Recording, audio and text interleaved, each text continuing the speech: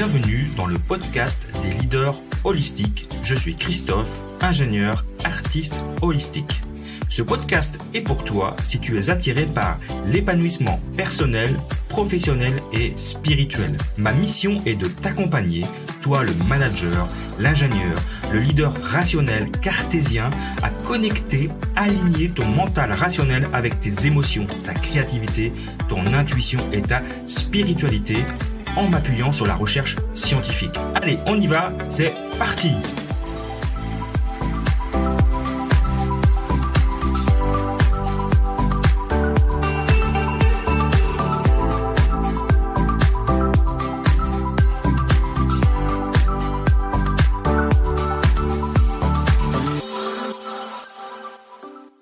Bienvenue dans ce nouvel épisode du podcast Leadership Holistique et aujourd'hui je vais vous parler de musique et je vais vous parler de plus particulièrement mon groupe favori de tous les temps, vraiment. Alors j'ai plein de goûts musicaux très éclectiques, mais je suis quand même orienté très pop rock et plutôt rock que pop d'ailleurs.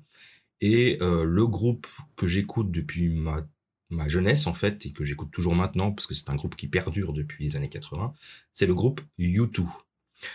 U2, c'est un groupe irlandais originaire de Dublin qui s'est formé en 1976, mais il a commencé à être connu au début des années 80 parce que c'est au troisième album, hein.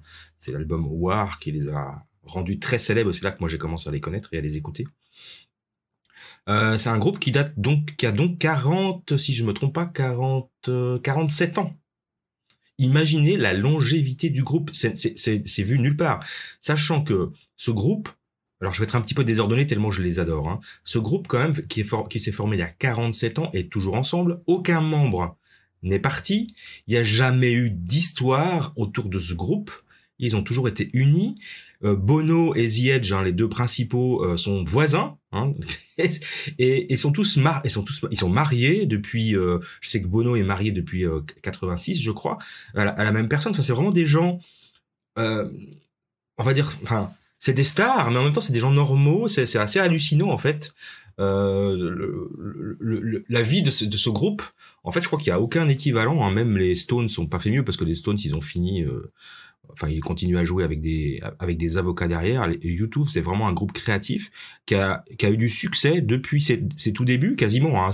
Comme je disais, c'est le troisième album, mais qui les a rendus célèbres. Et puis là, ça fait quelques années qu'on n'a pas eu de nouveautés, mais ils ont quand même toujours su se réinventer.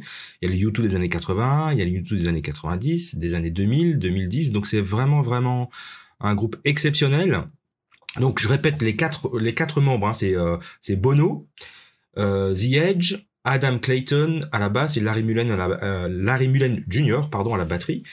Donc les succès, hein, les grands titres de U2, c'est dans l'album War, hein, c'est Sunday Bloody Sunday et puis New Year's Day bien évidemment, et puis il y a eu the Unforgettable Fire de Joshua Tree, Artune Baby, enfin tous ces albums des années 80, début 90 sont exceptionnels. Donc moi mon single préféré c'est Sunday Bloody Sunday, c'est le titre qui me les a fait découvrir en fait, et ça restera pour moi le titre, un titre exceptionnel où ils expliquent et ils montrent leur soutien et leur militantisme pour l'Irlande, hein, avec la guerre entre l'Irlande et l'Angleterre. Ils ont toujours eu des positions très marquées dans le monde, avec plein d'autres titres, hein, c'est pas le seul, hein. Je pense que, alors si je me trompe pas, ils ont vendu quelque chose comme 200 millions d'albums il y a quelques années, donc ça doit être un peu plus maintenant. Ils ont eu 22 Grammy Awards. Ils font partie des 100 plus grands artistes du monde, hein. Ils sont classés 22e au magazine, au top 100 des magazines Rolling Stone. Alors, pour moi, c'est les premiers, c'est les numéros 1, bien évidemment. Moi, je les écoute tout le temps. J'avoue que, alors, il y a des périodes où je les écoute moins, puis il y a des périodes là, typiquement, ça fait une semaine ou deux, je n'écoute que ça en boucle. Il y a tellement de titres, de richesses, de remix, de live, enfin, je pourrais les écouter tous les jours, en fait, pendant des semaines. C'est un groupe qui s'est beaucoup battu pour les droits de l'homme. Ils ont participé à des concerts. Même Bono, qui a été en lice, en faisant des recherches, je ne savais pas, il a été en lice pour le prix Nobel de la paix en 2003 et en 2005.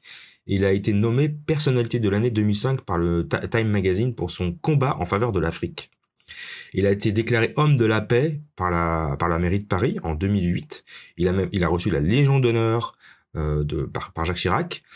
Et donc, voilà, c'est un parcours exceptionnel de ce groupe de rock. Alors, en termes de qualité musicale, moi, je trouve c'est juste exceptionnel la richesse de ce groupe.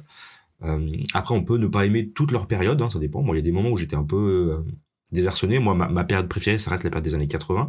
Mais j'aime beaucoup la période des années 2000 aussi, qui est revenue très rock. C'est un groupe qui est exemplaire, qui est fidèle, qui a des valeurs en termes d'éthique qui me ressemblent beaucoup. La fidélité, la famille, la créativité, la défense des droits de l'homme. Il y a pas de scandale autour de ce groupe. C'est un des rares groupes qui fait sa musique, quoi. Il fait sa musique, ils défendent leurs valeurs et ils ont un impact dans le monde. Donc ça, je trouve ça super, voilà, très très très inspirant pour moi. C'est vraiment c'est vraiment le groupe préféré depuis 40 ans pour moi. Enfin, depuis que j'écoute de la musique quasiment, parce que je les ai connus, j'étais vraiment tout petit. Hein. Alors peut-être début des années 80, j'étais encore un peu jeune, j'avais 12-13 ans, c'était un peu juste. J'ai peut-être découvert un petit peu plutôt vers 15 ans. Mais depuis, je les ai toujours écoutés. Je me rappelle qu'à l'époque, quand j'étais au lycée, on avait vous savez, on a fait dans les années 60, on a fait une espèce d'opposition entre les Rolling Stones et les Beatles. On a voulu recréer ça dans les années 80 avec une opposition entre U2 et les Cure. Et moi, j'étais dans la team U2, même si j'adore les Cure. Hein. Franchement, c'est un de mes groupes préférés aussi. J'écoute beaucoup ces deux groupes, deux styles de musique très différents d'ailleurs.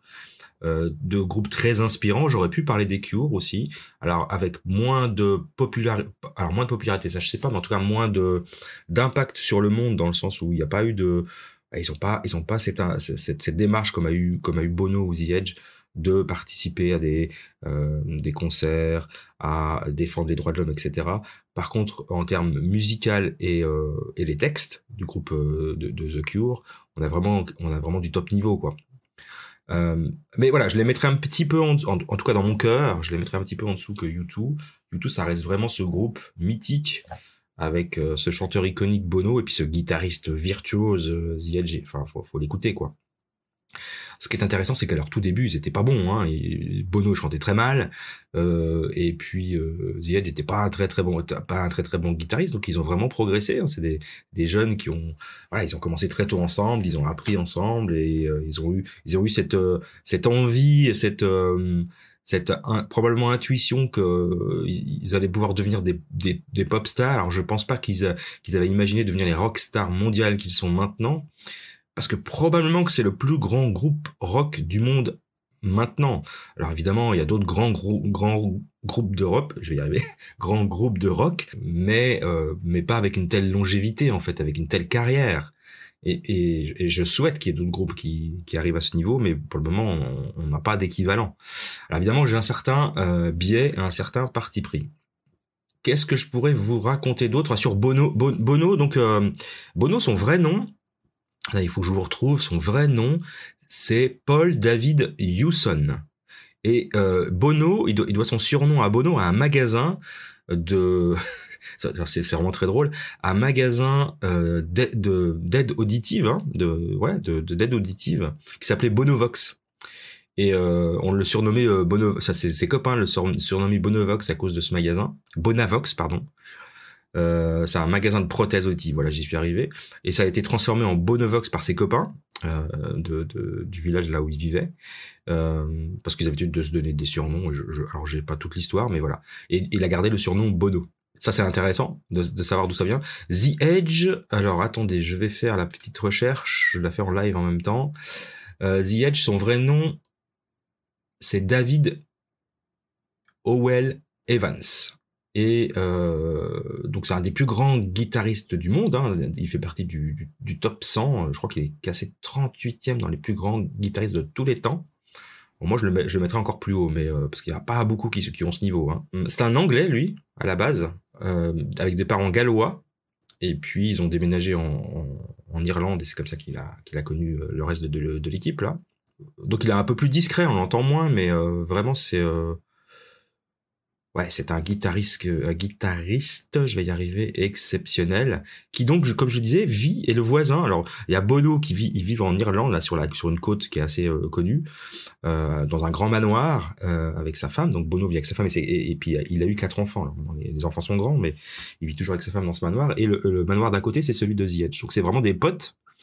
Enfin c'est une amitié exceptionnelle quoi, 47 ans, même le groupe, le succès, la musique, enfin je reste admiratif de cette histoire de vie entre ces 4 hommes, et en particulier Bono et The Edge, parce que c'est assez rare finalement, c'est assez rare parce qu'en général quand on a du succès, l'argent arrivant, souvent ça crée, vous savez ce que c'est, hein, ça crée des guerres de pouvoir. Bon, je serais intéressé qu'un jour on tourne un biopic sur YouTube, ça n'a jamais été fait, parce que il y a plein de belles histoires, je pense. Le groupe a sûrement eu des périodes difficiles, il y a sûrement eu des moments où ils sont engueulés, voilà, mais ils sont toujours ensemble. Ils sont toujours ensemble et ils continuent de faire l'excellente musique rock que j'adore par-dessus tout. Voilà, donc je voulais vous partager aujourd'hui ma passion pour ce groupe de musique rock, donc presque cinquantenaire, hein, U2, parce que je pense que c'est un groupe qui a des valeurs qui me ressemblent beaucoup, et puis évidemment un style de musique juste exceptionnel qui me fait vibrer à chaque fois que je les écoute, quoi. Donc voilà, j'espère que je serais intéressé de savoir les musiciens, les groupes ou les chanteurs ou chanteuses qui vous inspirent, vous. Donc n'hésitez pas à me laisser en commentaire sur la vidéo YouTube du podcast, de me dire quels sont vos goûts musicaux et vos groupes préférés et pourquoi. Qu'est-ce qui vous a inspiré chez eux? Et peut-être parmi vous, ma chère communauté, il y en a qui sont aussi des fans de YouTube. Voilà, je vous remercie en tout cas d'avoir passé ces quelques minutes avec moi aujourd'hui, et je vous retrouve dans un prochain épisode. À très bientôt.